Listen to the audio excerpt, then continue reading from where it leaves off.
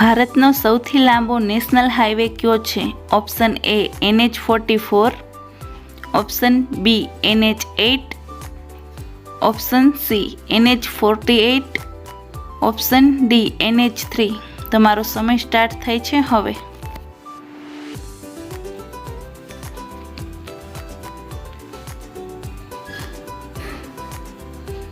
સાચો જવાબ છે ઓપ્શન એ NH44, જે શ્રીનગરથી કન્યાકુમારી સુધીનો છે.